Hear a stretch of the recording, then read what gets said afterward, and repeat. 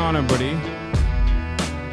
I hope everyone's having a fantastic afternoon, fantastic pre-noon, fantastic evening, no matter where you are in the world. I'm HASAN Piker, and this Thoughts on Our broadcast coming to you live from sunny California, Los Angeles. Folks, we're live and alive, and I hope all the boys, girls, and MBs are having a fantastic one, because today's a beautiful day. Today's a wonderful day. It is 66 degrees and sunny here in Los Angeles, California. Unfortunately, ladies and gentlemen, the man, the myth, the legend that used to always give the weather report daily, David Lynch, has passed away. David Lynch, the famous auteur, director, the 4-time Oscar-nominated filmmaker behind Blue Velvet, Mulholland Drive, Eraserhead, Wild at Heart, Elephant Man, and others, who also created one of my favorite TV shows, famous Showtime television drama Twin Peaks, has died at the age of 78. His family posted the news on social media. He was an eccentric man. He also made the Dune, and made a very weird version of Dune. This is the part of the broadcast where I tell you about my personal news about what's going on in the world of HASAN Piker, in a time period where I press the stop streaming button and press the start streaming button for all the parasocialists out there who want to know what is going on. Personal news wise, I ended the broadcast last night because I was feeling pretty tired after 6 hours, which was a lot shorter than my normal broadcast, but there was a reason for it, like I said, because I was really tired. And I didn't really do much. I just wanted to rest a little bit, which is precisely what I did. I've been watching a new anime. Yeah, HASAN. I've been watching that. It's fine. It's not like crazy or not, but it's a magical universe where this person has no power. And part of the reason why I wanted to watch it initially was because this opening theme. But what's really interesting is the opening theme is not this in the season. Anyway, I've been watching it, but ironically enough, part of the reason why I watched it initially was because you can relate to an autistic gym bro, maybe. And yeah, Nintendo delivered Switch 2, which is a major deal, I think, but not really. But I have a lot of thoughts on it.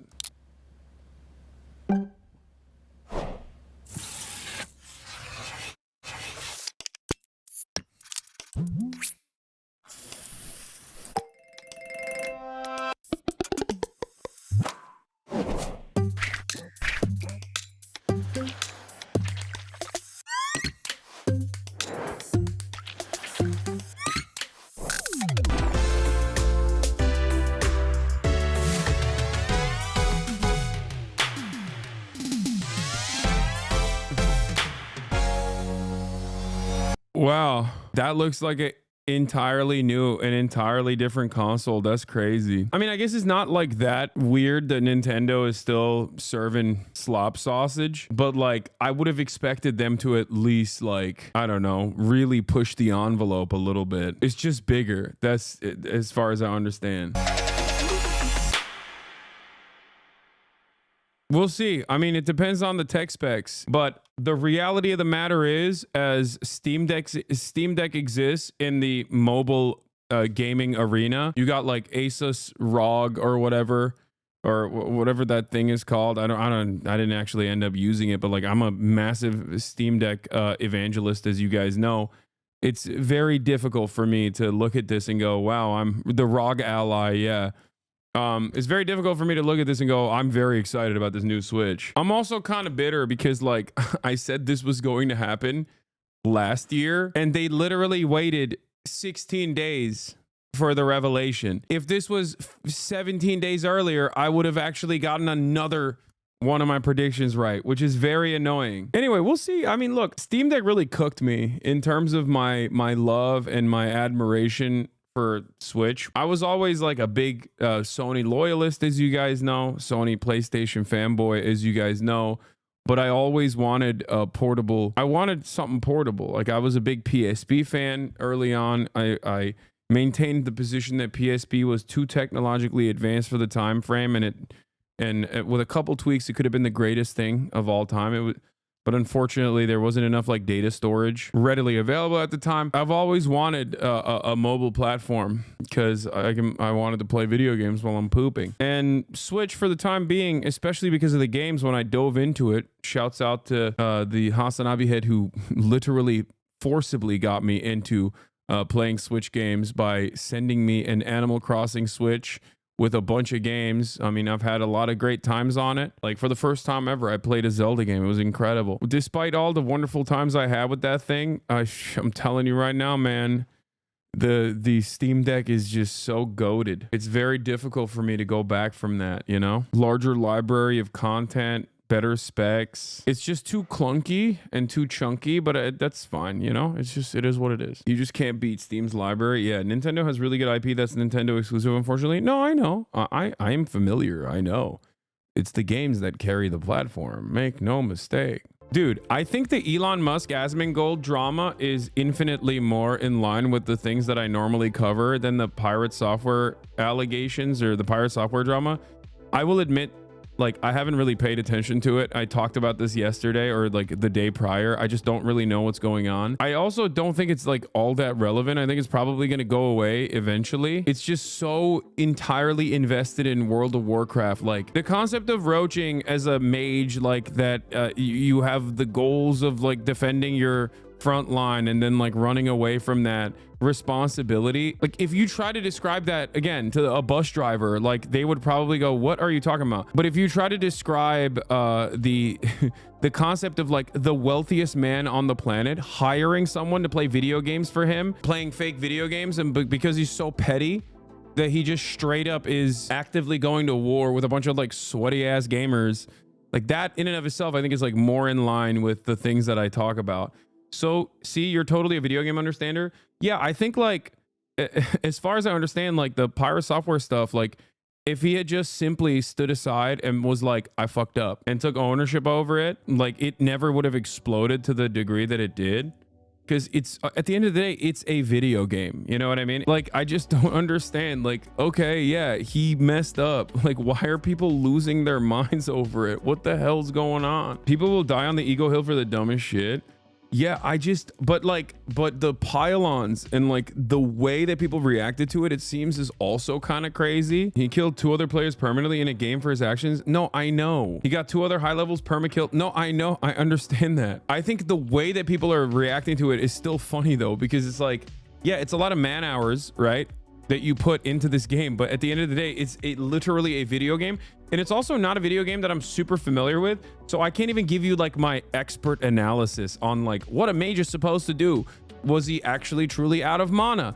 Did he have like a way to, did he actually have a way to, in the fastest way possible, get back mana and then try to save those 2 high level players? People took this opportunity to shit on Thor for everything now. Like people have been holding it on for a long time. Yeah, people died and you're making jokes. This is so stupid. He didn't get anyone killed. They pulled and made mistakes.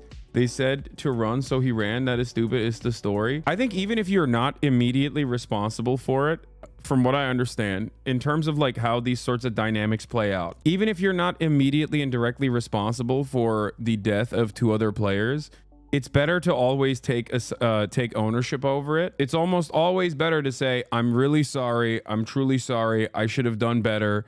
It is entirely in my hands. Even if it's not entirely in your hands, I think that's probably the best thing to do. It's probably the best possible way to get around it, because if you don't do that, people are just going to, you know, get more mad at you, and then they're going to do the thing that people do to me all the time, which is, you know, comb through every little aspect of your stream in an effort to continue the drama train as hard as possible, where, you know, they'll just like keep piling on over and over again and turn you into a lolcow. Especially WoW players, I think, and WoW enjoyers in general are some of the sweatiest guys out there. So they have a proclivity towards that sort of behavior anyway. So I think the best possible thing he should have done in this regard was just to be like, I'm so sorry. I really messed up, and I will do everything in my power to you know, offer restitution to the people that died, right? Because I saw Soda, you know, I saw Soda Agay's take on it. Like I saw a piece of it where he was eating a slice of pizza, and he basically said exactly what I was thinking as well, which is that like, and I don't know anything. I don't know anything about World of Warcraft, right? Where Soda Agay basically said, I'm worse than Tyler 1. Tyler 1 owns me. I'm Tyler 1's bitch. And then in between saying stuff like that, because it is true, I mean, those are factually accurate statements. In between saying factually accurate statements such as that one, he basically said, yeah, he roached. Okay, a term for those of you who don't know and I didn't know this either, when you run away instead of doing the right thing in a raid, that he did the wrong thing, and his reaction wasn't great, but then people went nutty mode over it, which then ultimately led to Pirate Software getting banned, kicked out of the guild. I used to respect you until you started discussing WoW. I think this is the maximum amount of WoW discussion I'm going to give you, especially because it's like pretty funny to look at like how much involvement there is. This video has 453,000 views. This has been like keeping people up at night. People are so upset. People are losing their minds. Every large content creator is given a take on it. And for me, it's like looking at this from the outside, especially as so many significant things around the world are happening right now in real time. I just can't help but laugh at what keeps people's attention in this day and age. This is why people laugh at us. Wait, what? Laugh at us? It's so funny to think that these guys who have been staying up at night every single day, day in, day out, because of like hardcore WoW raids, would turn around and be like, you guys care about Israel, you freaking losers. I kind of get it, because I think of how annoying it is when randos online are like, you need to hold yourself accountable. I get why he was not dealing with this. Yeah, no, I know. But there's a difference. If you've truly done something that people that are in your orbit also believe you've done wrong, right? I think the best possible thing to do in that situation is not to double down and to be like, I'm wrong here. It's the worst thing to do. I know that. Especially when like people use this as an avenue to attack you for irrelevant things. Like people will develop resentment towards you, especially if you're a popular content creator. If you're like a somewhat well-known content creator, people will just like develop resentment towards you regardless, because they just see your face too much. That's just how the internet is. It's very weird, right? And in that process, a lot of people will just pile on and use this as an opportunity to reinforce their resentment. HASAN, are you serious? You never do that? Lol, you're always doubling down.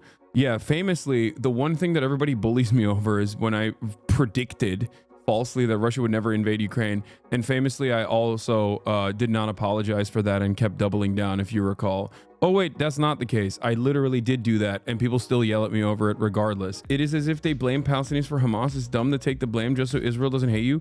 Please tell me you're not comparing WoW drama to Israel-Palestine. I'm going to shut off the stream for the rest of the day, I think. Tyler One has your exact take on Pirate. That's my goat. If Tyler One said it, then I 100% agree with it and seconded. I don't know anything. Only Tyler One knows things. If Tyler One came out and started doing political commentary, I would have to literally quit.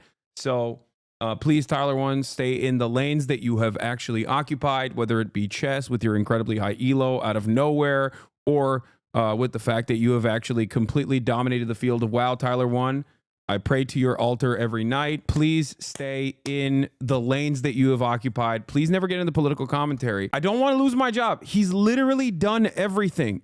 Okay? He's just slowly but surely going through every single meta and just becoming the top guy in every single meta just for fun, for no other reason but because he can do it. And I don't like that. If he were, I do like that, as long as he just doesn't get into political commentary. Tyler One, please don't do that. Tyler One is way too cool to care about politics ever. I agree. He's 6'5". He outlifts me. He is my GOAT. I have said this before. Still haven't beaten height. No, he's 6'5". He's 6'5". I'm 6'4". He's 6'5". Idiot for not saying sorry. But are we serious with some of the shit I've been saying? I've been seeing? Are we serious? He threatened to report Twitch streamers? Bro, okay, but low key. Again, I dare not say my take. But bro, what are we doing? You guys say he's feeding it. He's a streamer. Have you seen his chat? Bro, his chat's been like it's a meme, yes, but it's been a bit disgusting. I'm just like, he's the GOAT at reforming in his toxic ways as well. What can't this man do? What can't this man do? He is fathered a child. He is the GOAT at being a father. Hassan is turbo short. Goddamn 6'4". Sheesh. Learn to grow, big dog. I know. I'm a grower, not a shower. Obviously, he's gonna lash out. People not know what egos are. Like, what are we doing? Like, dude, apparently he's getting swatted. He's getting spam death threats in game, out of game. People are bringing up his past. Apparently, he was a Fury. They found his like alt identity. Like, what do we do? Like, what do we, guys? Is this not too much? I mean, he's right. Like, when is enough? He's right. People are so mentally ill online. Also, he said Fury instead of furry. He was a Fury. I didn't know that, but that kind of makes sense. One thing that I will say is that it is kind of sad that the moment that you put a lot of Twitch streamers in one space where they are supposed to collaborate with one another, egos always get in the way, parasocial relationships always develop, and the fan base always is like, okay, well, it's time to dox and kill this person. Can we please dox this person and SWAT them so the SWAT team that, you know, knocks on their door ends up assassinating them? And it's like, how do we get there every time? Like Grand Theft Auto No Pixel Roleplay or WoW raids or whatever. It's not even like specific to WoW. Almost always, like every single collaborative effort in this field turns into this madness. I cannot be here today because I will disagree. What is this? Pyre's beyond ego. Okay, but when everyone is right about Pyre, remember this moment. There's more to this. Okay, listen. I love MHUD and I respect him. There's way more to this than some WoW shit. And people should pay attention. Pyre's an actual narcissist and cannot admit he's wrong ever. There's a real reason why he has so many people waiting for this to happen. I cannot be here because I will disagree. MHUD is also a WoW freak.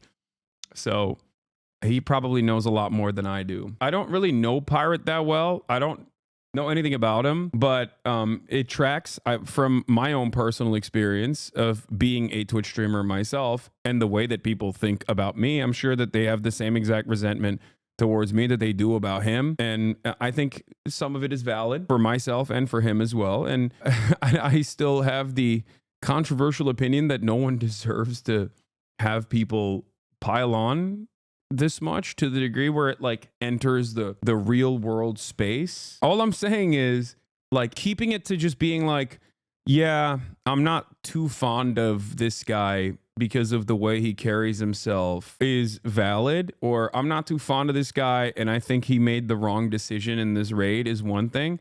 But I do think that like a lot of stuff online, and it's not even just because of him. It's not even just against like Pyre Software, but just like virtually every person online that becomes the #1 villain of the day. Ultimately, the way to deal with that situation in the eyes of many is basically to take matters into their own hands and to dox that person and try to get them killed, which I think is so crazy. It almost always gets to a degree where people are just like, it's time to, you know, harass this person in the real world.